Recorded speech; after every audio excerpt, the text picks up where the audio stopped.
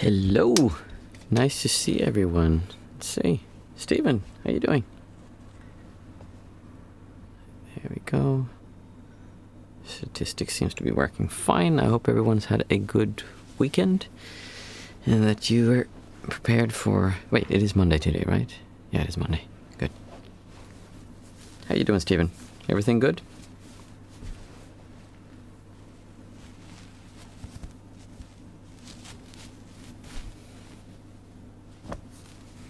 It's always so peaceful and calm when I get in here because we have the office separate from the house. So compared to taking care of the kids and putting everyone to sleep and then coming out here and just like, oh, it's so quiet here. There's something nice about the quietness when you get that feeling of just everything being still and there's no rush to do anything. We were just talking about that today, how interesting it is that if you look at it, when you really start experiencing this feeling of what happens outside or inside does not determine the joy you feel or how much you appreciate being alive. What happens... Oh, sorry about that. What happens is that it's almost... I think Eckhart Tolle has a term that I kind of like for this. He calls it the pain body. So it's basically as if there's a part of you, well, the part of you that feels like a separate you, that is constantly reacting towards everything all the time, judging everything, criticizing everything, getting upset with everything or liking everything, or just all this connection to everything where we need to have a relationship to it, whether we like it, don't like it. We have all these ideas and concepts that we keep pushing out into the world. And when you look at that, you can see that that part is actually you. That's where all our misery, all our troubles comes from.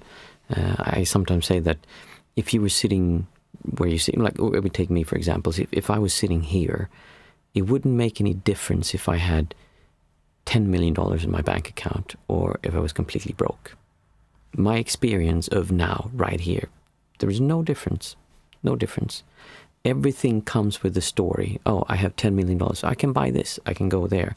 I don't have to worry about the payment of my bills or all these things that build upon. But the actual experience of now is completely unaffected by that story. Right now, it will be affected in the future of where you will be able to stay, what you'll be able to eat, what kind of things you'll be able to buy. But your enjoyment, your happiness of being alive right now is not affected by that story.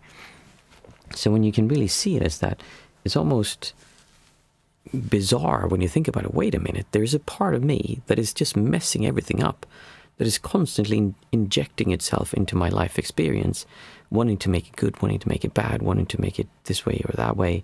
And if it's not that way, then I feel bad. If it's that way, then I feel good. And it is really bizarre how we have that come into our lives all the time. I think if you look at children, they just haven't started doing that to the same degree. So they'll just run around and have fun. And like when we were going to bed tonight, my son took out a pair of scissors, and we had a neighbor who helped us trim the garden, the grass in the garden, and he wanted to be like him. So he took a pair of scissors, went outside, and he like, oh, Papa, I need to cut the it was a shrubbery kind of, I need to cut it. He just started cutting it with a toy scissors, just clip, clip, clip, snip, snip, snip, snip. And for him, that was like, well, it doesn't matter if I have a big machine like that or I have my scissors. My work is very important and like so much fun. And he was doing that and he was really enjoying himself. Hey, JVB, nice to see you. Namaste. So that part is not as developed in him, but it's starting to get there. He's starting to have the things that he likes, he doesn't like, things he wants, and he gets upset when he doesn't get those things. So that internal thing that is reacting towards the world is starting to be built in him. But the younger they are, they always have it, but it's just less than we have. We just have it much more as adults. And our job is to see that and let go of it. In Buddhism, they try to do that by making everything neutral, by seeing that, oh, you shouldn't be attached to everything. You shouldn't feel like it has to be a certain way. And then there is a point to that, but the problem is that they stop at neutrality. They just go towards neutral and then don't continue after that.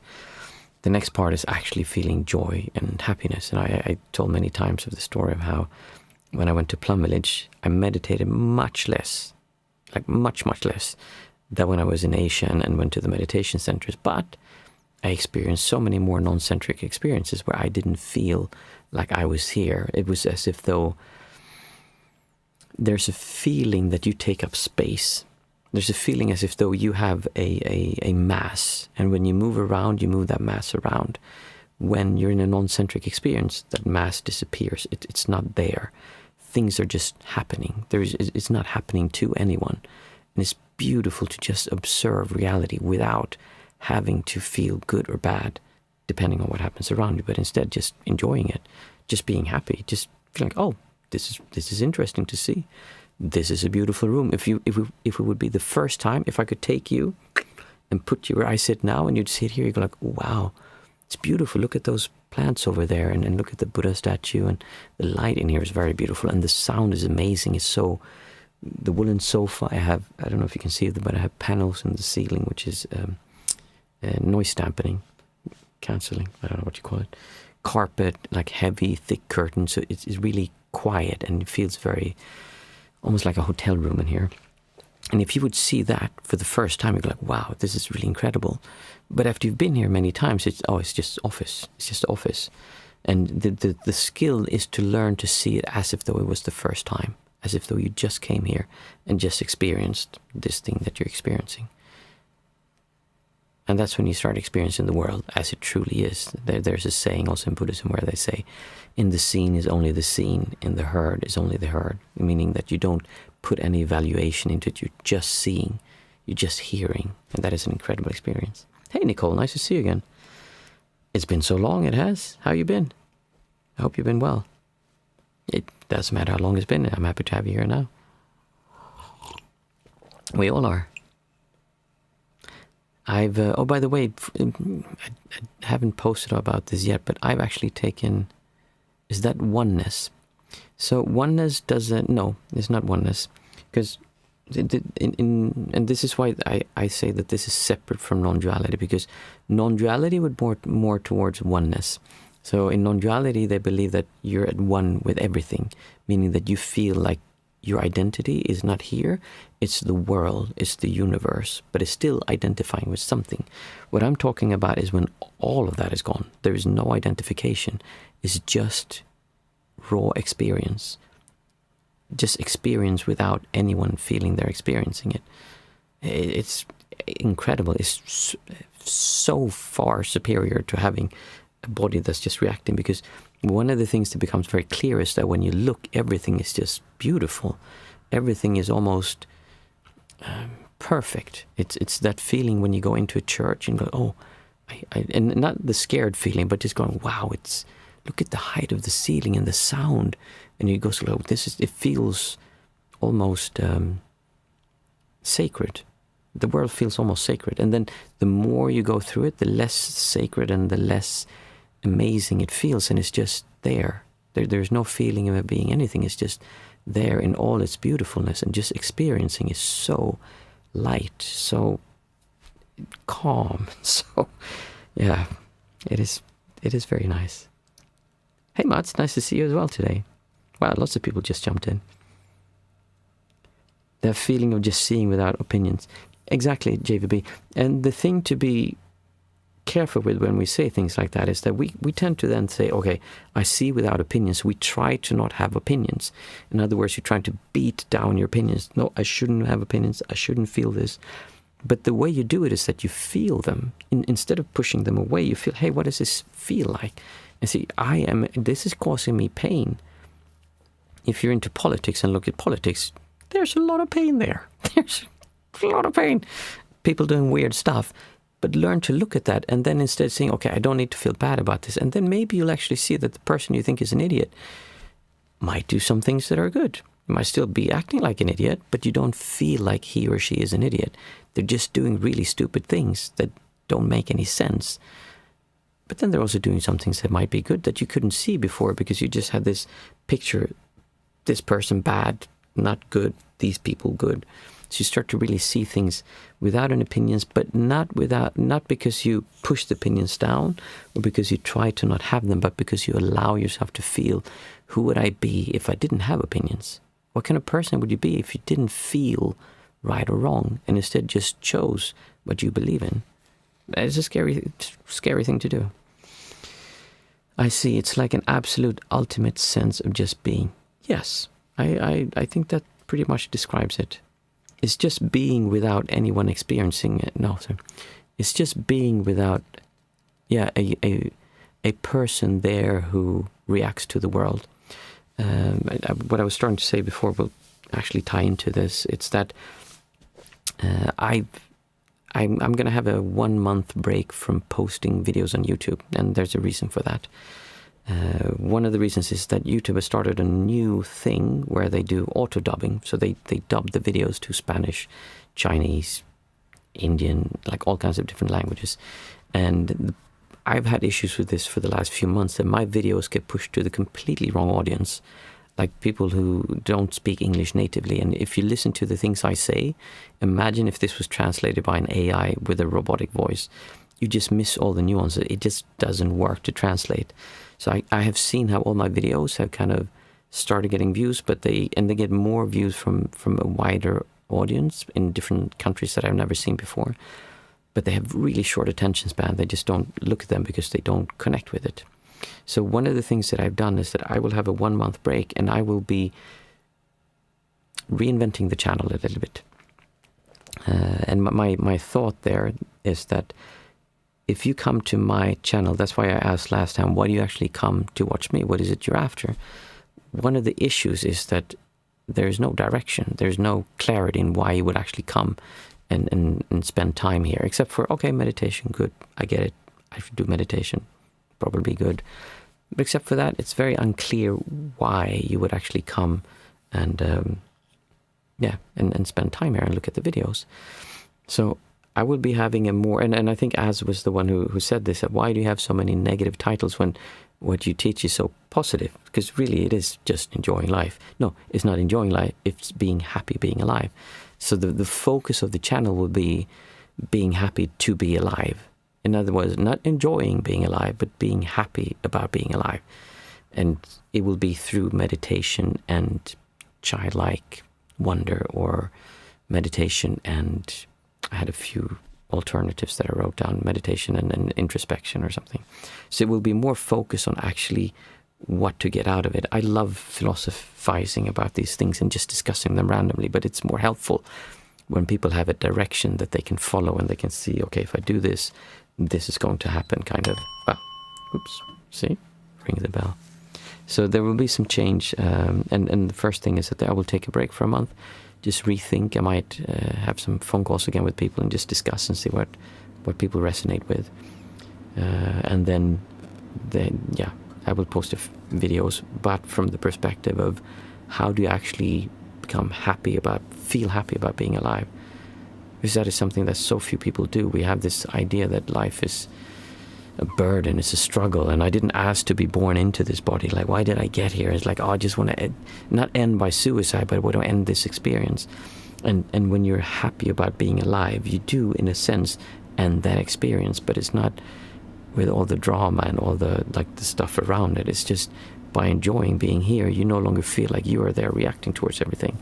Things are just happening, and just being alive makes you feel happy. Not because of what happened to me or what I did or I achieved. It's a completely different way of approaching life. That is, when it starts making sense and when it starts clicking, you'll be surprised at how easy life is and how fun it is to be alive when you don't have to do all these things. I saw a video, I watched lots of videos, but on YouTube, and there was these people who, what was it he did? Oh yeah, he jumped out of a plane without a parachute. It was the first one who did that. So he jumped out of a plane without a parachute. There was like 1,000 people watching him jump. They had a huge net that he was going to fall onto. And he kind of came in, and then he got caught, and then he went down and was like, yeah, and he stood up, was like, pumped his fist, like, I did it. And I started thinking, like, what the hell is he doing? Like, his wife came up like, oh, honey, you did it.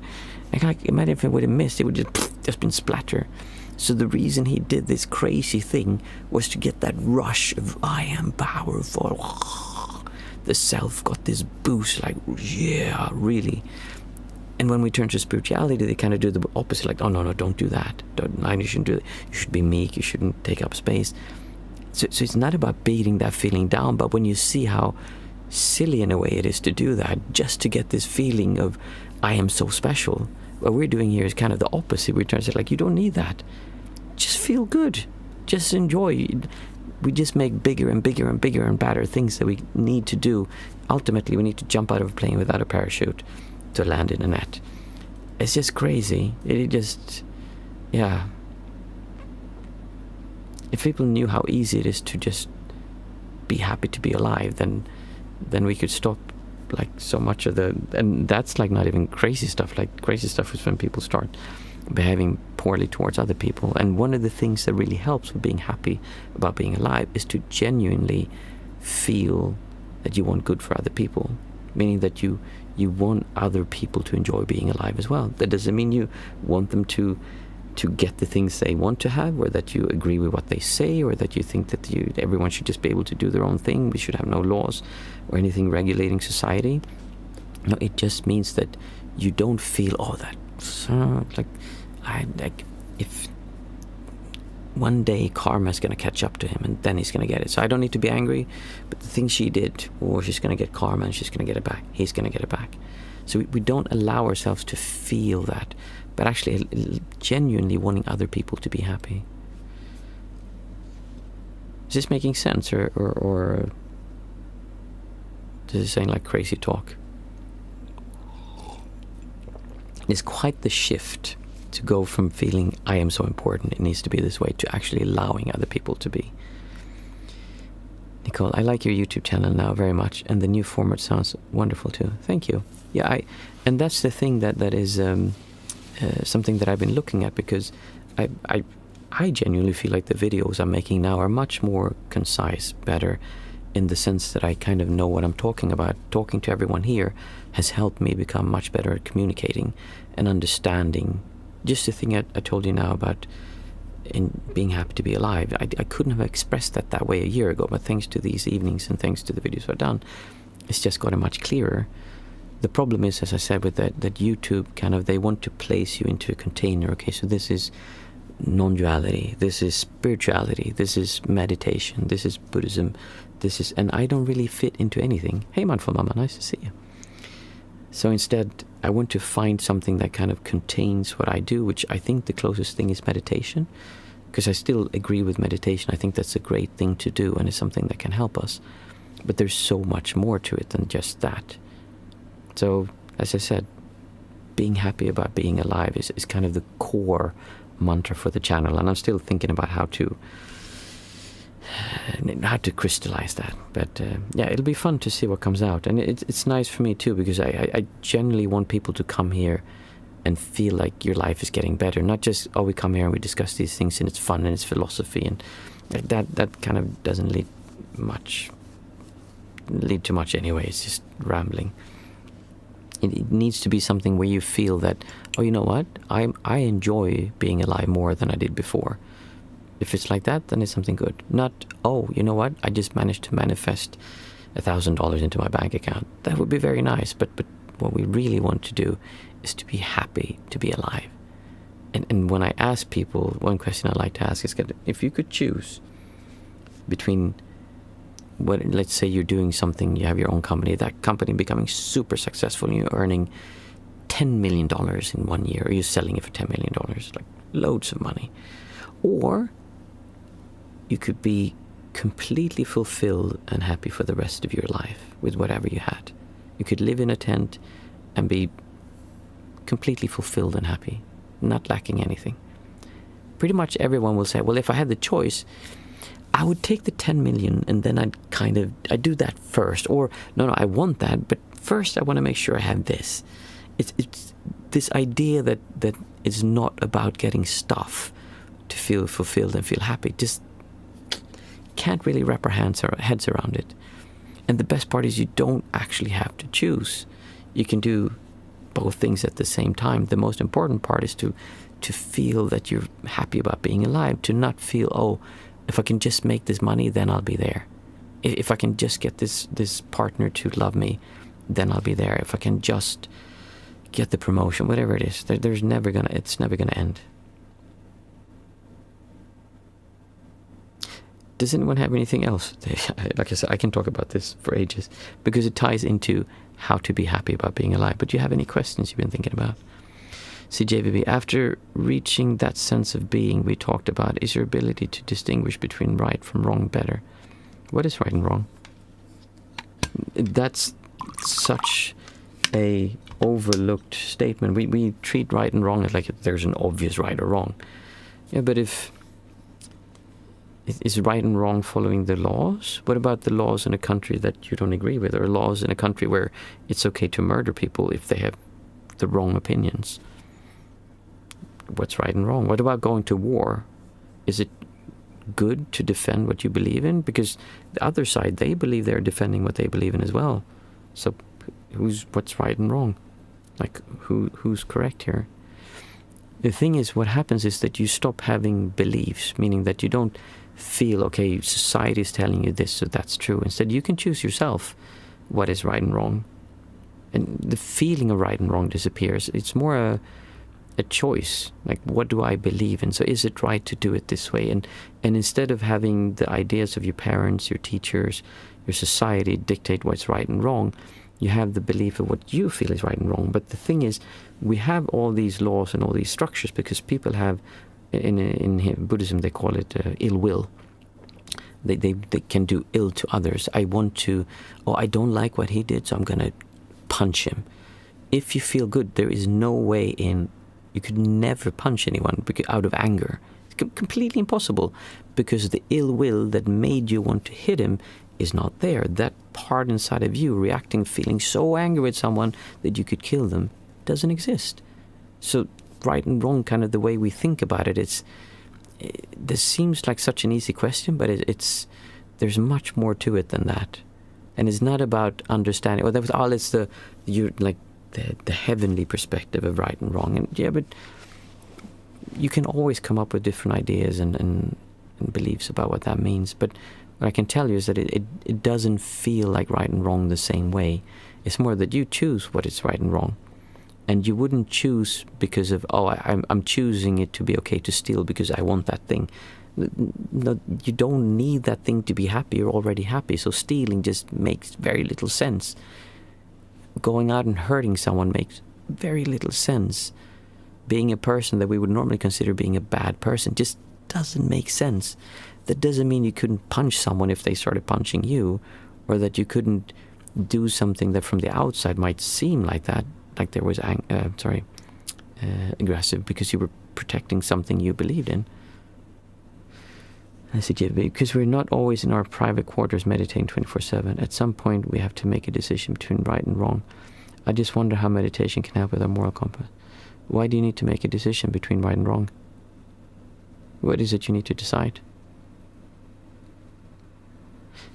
And the reason I question this is because I can hear what you're building is this big idea. There's this big thing and I need to get it right.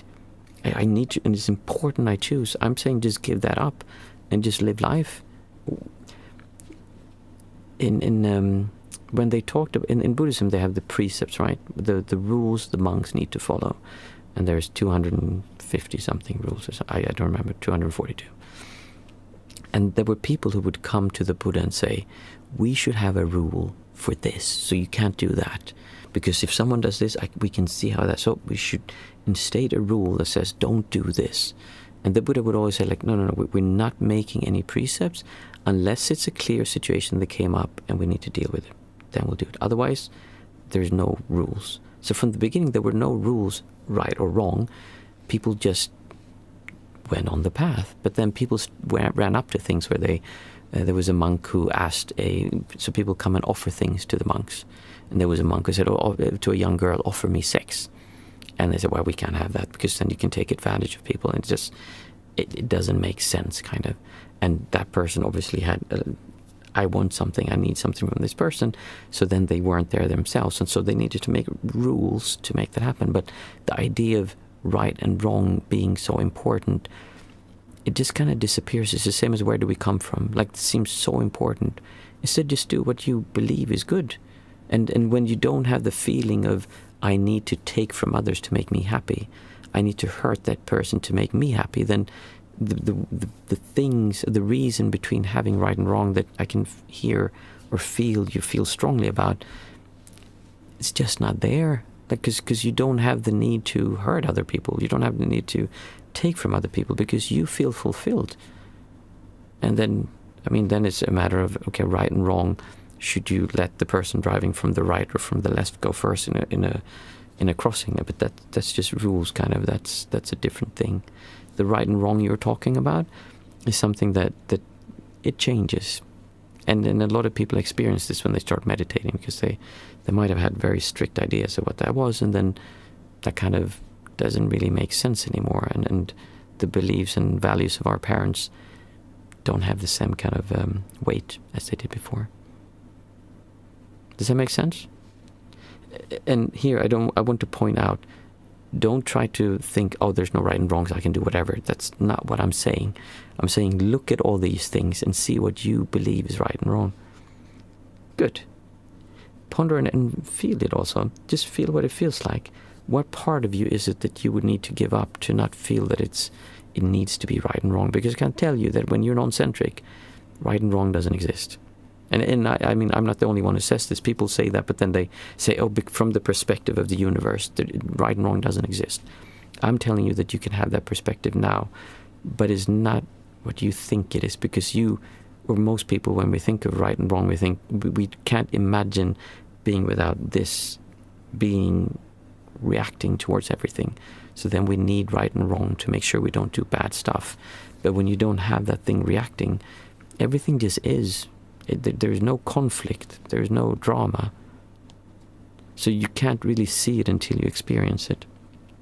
So I highly recommend you to not stop looking for right and wrong, but instead feel, what does it feel like I need to get from knowing what's right and wrong. I don't know if that makes sense. It's a difficult topic to kind of bring out so that you can look at it, but because you need to feel it yourself. Nothing I say can really make it make sense.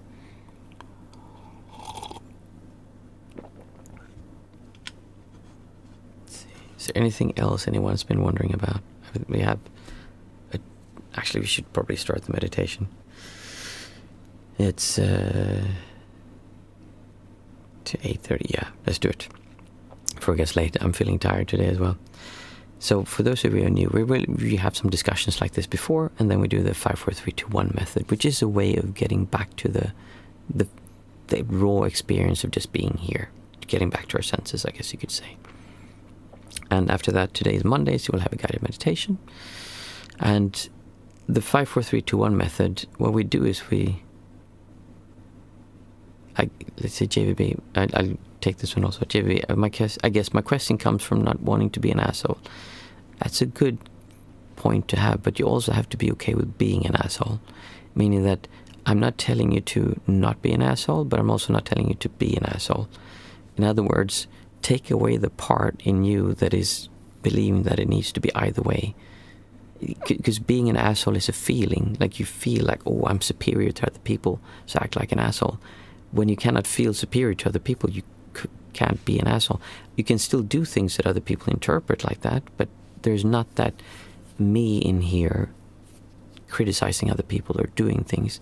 So it just falls flat, especially when you're in I noticed that when I feel non-centric and talk to people just don't react the way they would if I would be me reacting and like saying things out of emotion and like I'm reacting towards what they're saying. Instead, they're just, oh, he just said that, but there's nothing threatening about it. There's no anger, no fear or no greed or something I want from it behind it. It's just a reflection, and that might be seen as being blunt or too straight, but there's nothing behind it that makes it I don't know if I'm making sense. yeah, anyway, it's a really good question, JVB. I'm happy you asked it. Oh yeah, so today is guided meditation, but the 5, 4, 3, 2, 1 method, what we do is we say out aloud 5 things we can see, 4 things we can feel, 3 things we can hear, 2 things that we can smell, and 1 thing that we can taste. I was looking for, we were talking about last time about what's called heart rate variability, which is a special meditation technique where you raise your heart rate variability. That's the difference between the length of your heartbeat when you're breathing in and breathing out. And I couldn't find a good one for my telephone that I could have on so that I can actually make you listen. But I will keep on looking, and hopefully next Monday we'll be able to have a guided meditation with heart rate variability, which is a really interesting thing to do. But 5 things you can see. So say these out loud, not with me, but 5 things that you can see where you are. And the way we do it is that we talk about, let's take this one. This is my throat pills, and I can feel my throat getting a bit. So this is a tube, it's a metal tube, and I can see it. And I look at it and I see the reflections. I see the gloss of the surface. I see the curvature and the shadows and the different materials, and just seeing how it's interesting to look at. And I don't try to get in with judging but I don't try to push that down either. Instead, I focus on the qualities of just shadows, reflections, surfaces, colors, shapes, how everything looks, and see like this is an interesting thing to look at. It is pretty interesting. I see a fire extinguisher, and just say out loud whatever you see where you're sitting. I see a pair of Crocs. I see a plastic bag.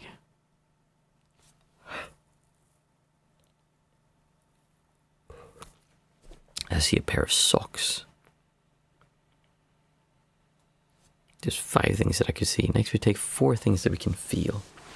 So I can feel the blanket on my knees, my legs. I can feel the tripod that my microphone is standing on. I can feel my ring.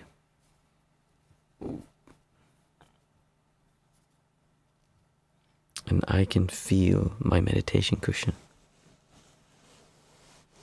And just really try to feel things. We so often go out, yeah, I feel what it is, but really feeling it. What does it feel like? The structure, is it smooth? Is it hard? Does it hurt when you do it? Is there indentions on it? What does it actually feel like? And become curious about reality. Again, it ties together with being happy about being alive. We start paying attention to the world around us and stop thinking about this story, about all these things that we believe need to happen in a specific way for us to allow ourselves to be happy. That was 4 things I could feel. Next we take 3 things that we can hear.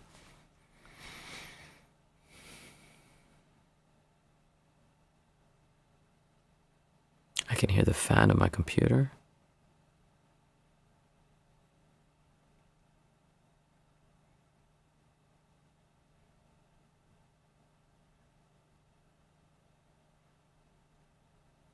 I can hear someone walking or doing something outside.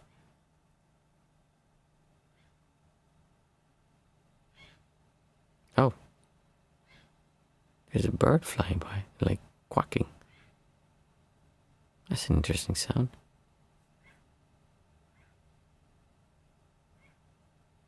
There's 3 things I could hear. Next we take 2 things that we can smell.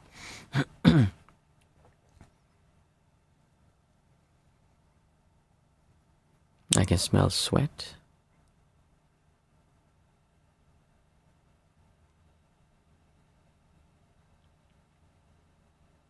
And I can smell rooibos.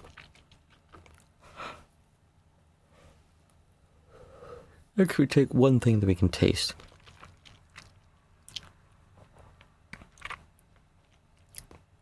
It's the taste of grapes. We had grapes for dinner tonight.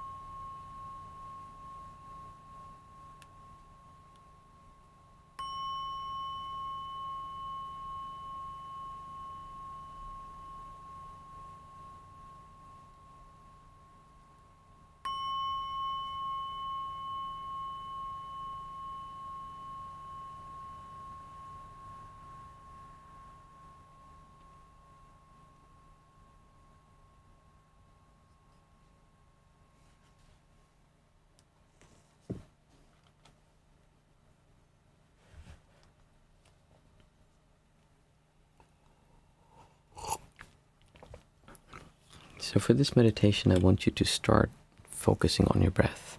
It will be a little bit different today than we normally do.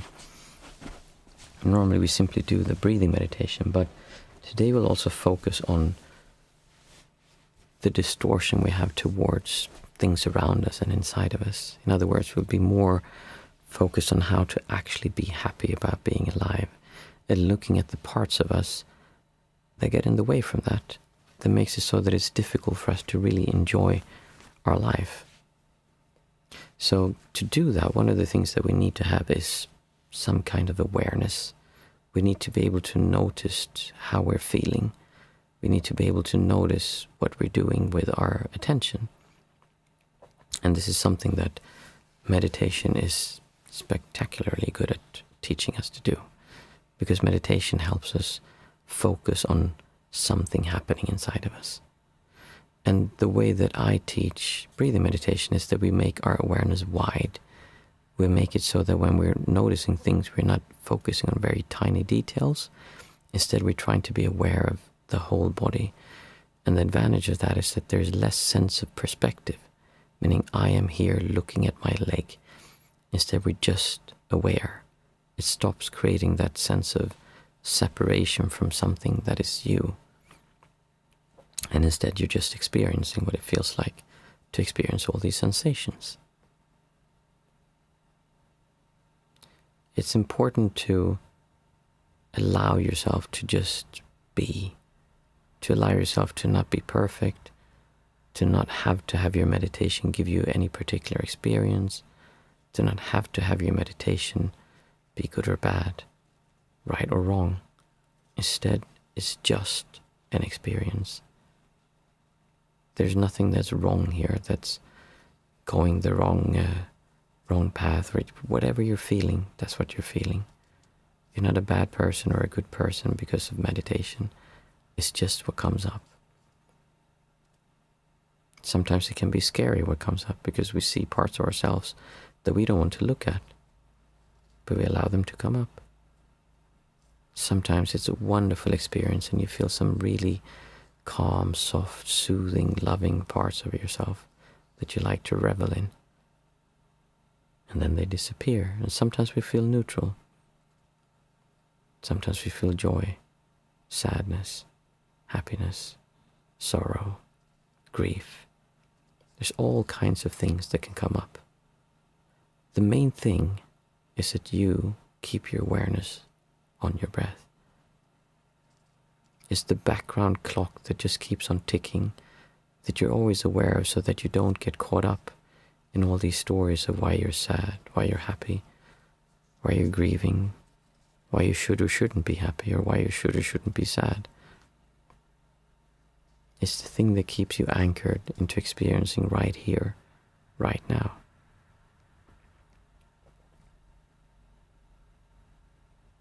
And as you do this, being forgiving is one of the key things to focus on. When things don't go the way you want them to, forgive yourself. It's okay. Don't feel bad about feeling bad. We believe that we shouldn't lose track of our breath. Instead, we should just be able to focus on it without any effort. And when we drift away in our thoughts, I failed. No. You failed when you got upset that you noticed that you were drifting off into your thoughts.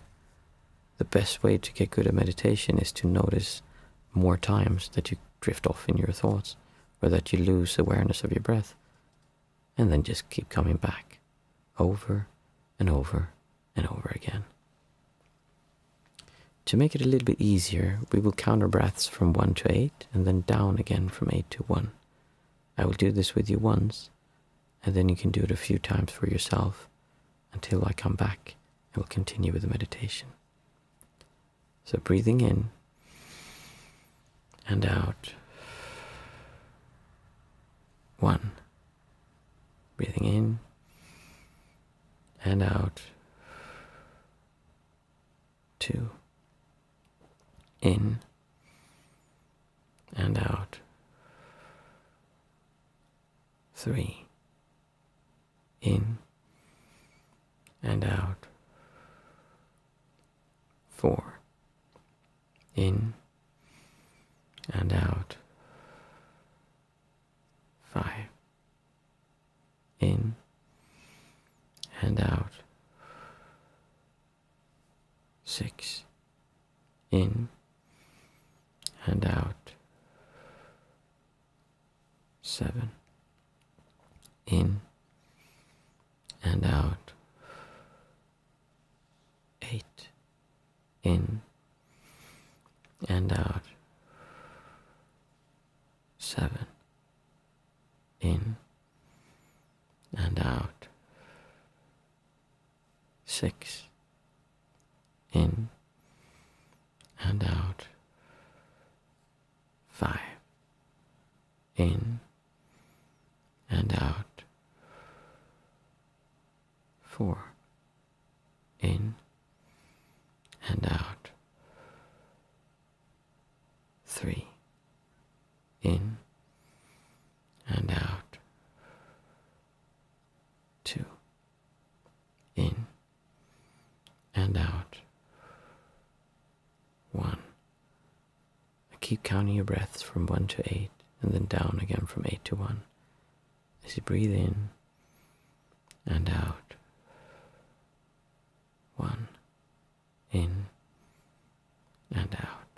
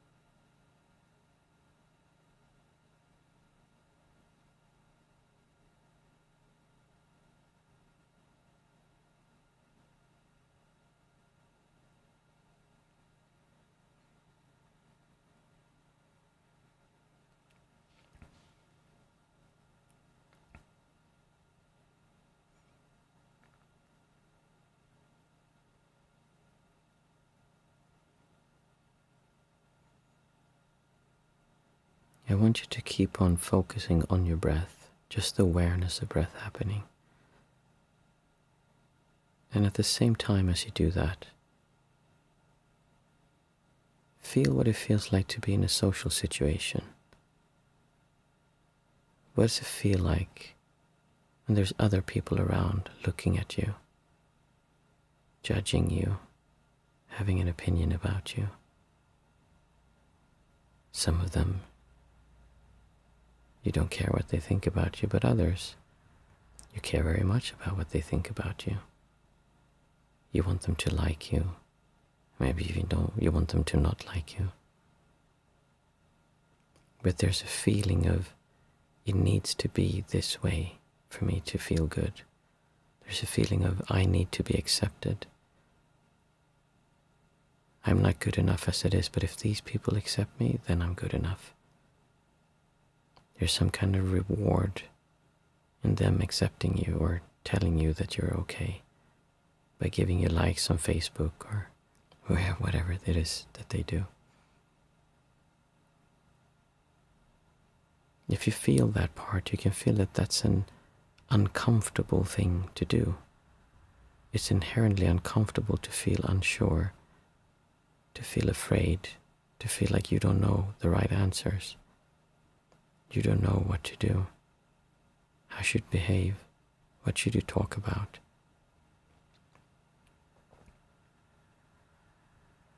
The way that society tries to teach us is that you should practice in the art of conversation or learn conversation starters or topics that you can talk about.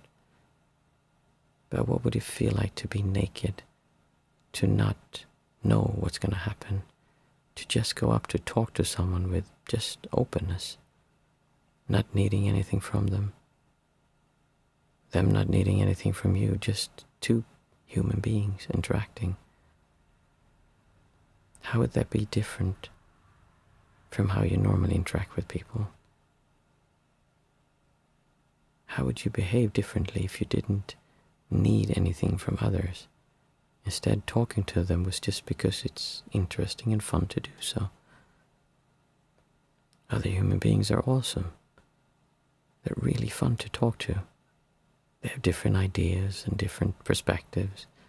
They know other things than you know.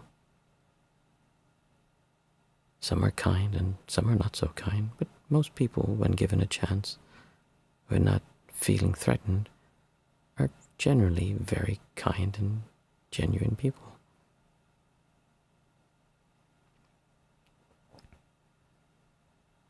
If you can see that part inside of you that feels scared, that feels like it needs to be taken care of, that feels like you need to study this to make it correct, you need to understand this to make it work out the way it's supposed to. If you can see how that only ruins your experience of other human beings, you cannot see them for what they truly are because you put everything behind the filter of, I like them, I don't like them, they're good, they're bad, I like what they do, I don't like what they do, I want them to do this or I want them not to do that. What would it be like to be open and genuine with other people and see what part of you it is that gets in the way of doing that?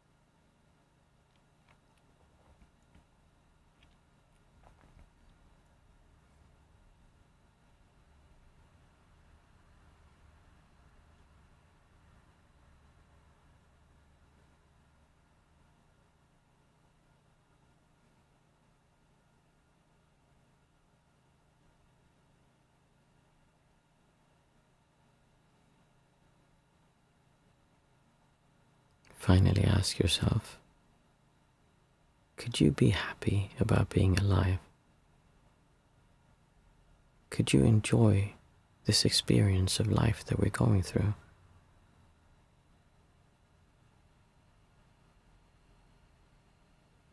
If that answer is no, then what's standing in the way? What is it that's preventing you from seeing what a miracle it is to have a personality, to be someone who's experiencing through this body, who can interact with other human beings, animals, things, objects, and places? Being alive is truly amazing. And feel happiness about that. To feel all that energy that you put into being afraid, worried, needy, greedy, and just channel all that energy into enjoying being here, being happy about being here. What would that feel like?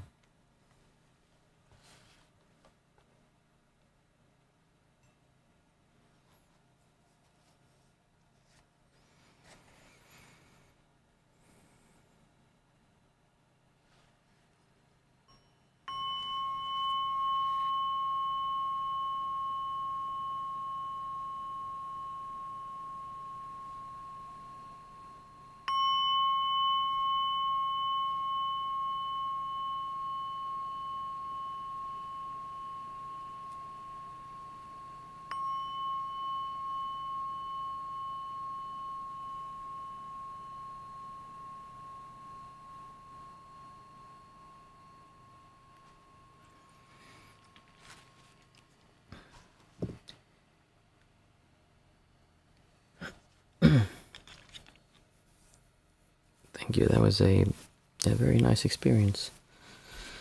I mean, a very nice meditation. I hope you enjoyed it as well.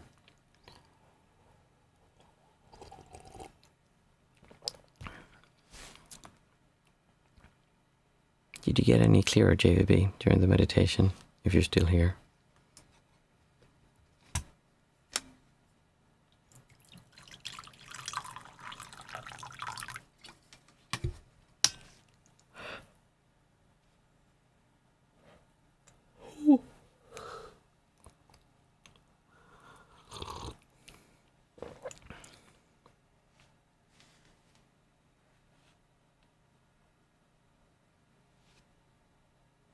Welcome, Nicole.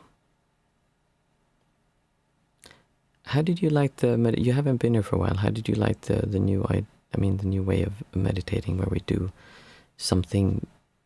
I keep thinking about that, how to do it, because when I start pulling people into really questioning how they're experiencing reality, that can be difficult to just jump in and do, instead of having it as a linear thing. Like when I have a coaching student, it's much easier when we can do that. How did it feel for you, who have been here many times, when we did the breathing exercise, but we didn't actually use that awareness? Did it work out well for you?